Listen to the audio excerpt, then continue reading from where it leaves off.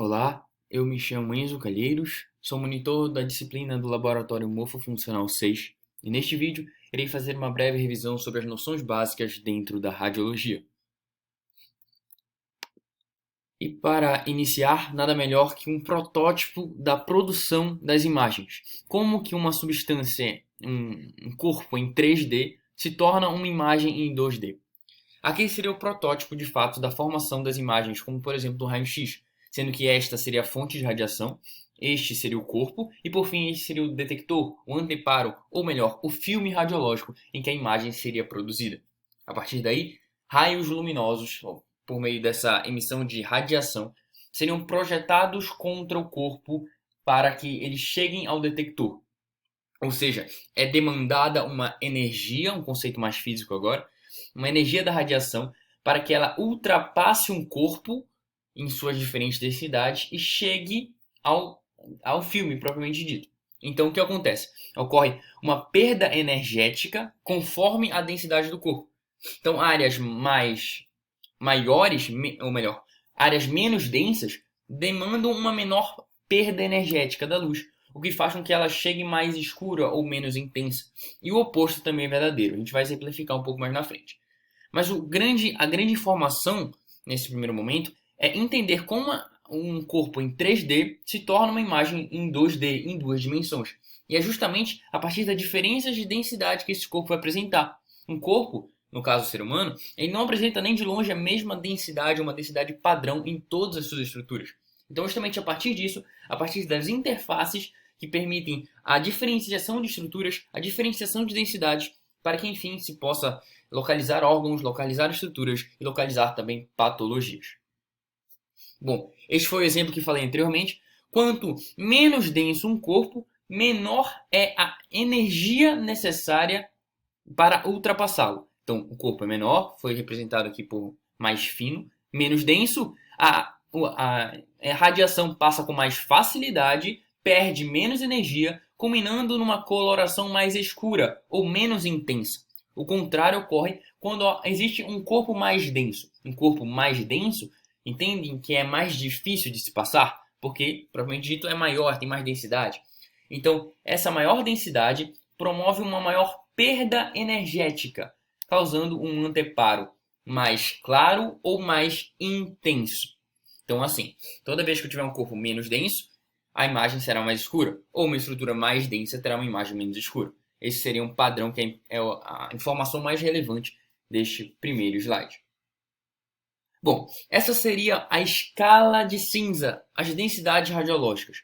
Nós já falamos que estruturas menos densas promovem imagens mais escuras e estruturas mais densas promovem imagens mais claras. E a partir daí, por meio dessa escala de cinza, das diferenças de densidades radiológicas, são feitas imagens. Porque se todas as imagens mais densas fossem uma tonalidade mais clara, ia ser muito difícil distinguir entre elas. Então é fundamental que haja um espectro de diferenciação. Porque justamente pelo espectro, por exemplo, aqui no point laser, eu tenho duas estruturas cinzas.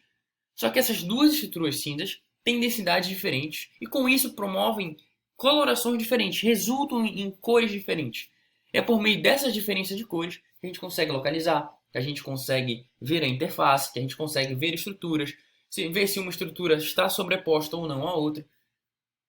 E a partir daí, a gente tem algumas densidades mais clássicas que nós veremos nos exames a seguir. Agora nós vamos ver os quatro principais exames: raio-x, ultrassonografia, tomografia computadorizada e ressonância magnética. Começando pelo raio-x. Aqui a gente fará um breve glossário de cada exame. Como as estruturas são chamadas?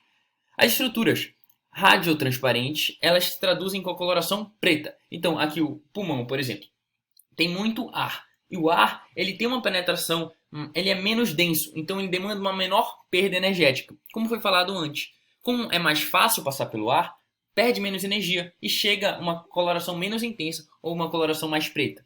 Então, estruturas radiotransparentes significam estruturas pretas. O oposto ocorre com as radioopacas, como por exemplo os ossos, que têm coloração mais branca. Por quê? Porque os ossos eles são mais densos. E para atravessar uma estrutura mais densa, se demanda de maior conteúdo energético, maior perda energética. O glossário do ultrassom seria semelhante. No caso, estruturas anecoicas são representadas pela coloração preta. Estruturas hipoecoicas ficariam no meio termo entre o preto e o branco, ou seja, o cinza. E estruturas hiperecoicas seriam estruturas brancas, como por exemplo, seriam os cálculos nessa vesícula. Então, estruturas hiperecoicas, brancas, anecoicas, pretas. A tomografia computadorizada também tem uma terminologia, uns termos diferentes. E aqui, as estruturas pretas são caracterizadas como estruturas hipodensas, estruturas brancas como hiperdensas, e isodensas seriam justamente estruturas intermediárias. O termo isodensidade também pode ser feito comparando duas estruturas de densidade semelhante. A estrutura X tem a mesma densidade da estrutura Y. A partir de então, elas são isodensas. Perfeito? E a tomografia, as estruturas com maior densidade, ou seja, as hiperdensas, elas aparecem de fato como brancas. E as hipodensas têm uma baixa densidade. Por isso, justamente, é feita a terminologia. E dentro da tomografia, do estudo computadorizado, tomográfico computadorizado, existem as chamadas unidades Hounsfield, que é justamente a diferença de coloração. Como não tá aqui. A diferença de coloração dentro da tomografia. O ar, por exemplo, tem uma unidade de -1000, enquanto que o osso cortical tem uma unidade de +1000, de 1000 positivo. Então, essa variação, conforme a diferença da densidade da estrutura analisada, resultará justamente em uma unidade Hounsfield, ou UH, no inglês HU, diferente. Entrando já na ressonância, a ressonância ela caracteriza-se como uma imagem hiperintensa quando o sinal é emitido em grande potência, formando uma imagem branca, uma imagem mais brilhante, mais esbranquiçada. Isodensa seria o meio termo, enquanto que a hipointensa, perdão, falei errado, a hiperintensa seriam estruturas brancas, hipointensa, estruturas intermediárias, e por fim, hipointensa, as estruturas pretas. Perfeito? Então, cada exame de imagem tem um tipo de coloração de estrutura, melhor dizendo, diferente. Então, é fundamental saber que rádios transparentes, radioopacas pertencem ao raio-x, estruturas anecoicas, hipoecoicas ou hiperecoicas pertencem à ultrassonografia, que é justamente porque essa, por exemplo, uma estrutura anecoica, ela não produz eco, anecoica. Então, a própria palavra vai dizer uma terminologia. E nesse caso, se não produz eco, ela é líquida, então a cor encontrada seria preto, por exemplo, bile, por exemplo, líquor. Já a densidade de partes moles, com eco de densidade mais baixa que o parênquima, já tem uma estrutura mais cinza, mais hipoecoica. E por fim, aquelas que o som, de fato, que é a ultrassonografia, o som não consegue ultrapassar, que são as brancas, elas têm uma hiperecoicidade. Então, o que acontece? Cálcio, cálculo, osso, por exemplo, que é cálculo. Por que ele é hiperecoico? Porque justamente o som não consegue ultrapassar a estrutura por conta da sua densidade. Perfeito? Tomografia hipodensa, isodensa e hiperdensa. E por fim, a ressonância com hipointensa, isointensa e hiperintensa. E por fim, quando a gente fala de ressonância, essa imagem clássica que nós diferenciamos entre três diferentes sequências: a T1, a flare e a T2. A T1 seria com a água escura e que a substância branca seria mais clara. Por que a substância branca é mais clara? O que a gente precisa saber do T1 é que a água fica escura.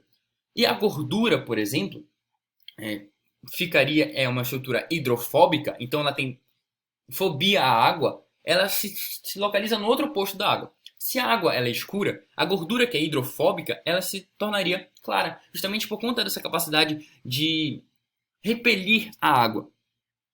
Ela pode ser usada para detalhes anatômicos, alguma alteração vascular, etc. Já o T2, pelo menos a forma que eu encontrei de memorização, seria o seguinte. T2, 2 em inglês significa to, T-W-O. O W a gente pode lembrar de água em inglês, que é water. Então, T2 valoriza a água. Então, a água ela é brilhosa. Aqui, por exemplo, a gente tem um líquido, o LCR propriamente dito, que tem uma claridade maior, um brilho maior, enquanto que a gordura ela seria mais intensa. O flare ele seria mais ou menos um T2 sem esse brilho do líquor, como nós podemos perceber. Então seria mais ou menos como se fosse na prática não acaba sendo, mas como se fosse um meio termo entre o T1 e o T2.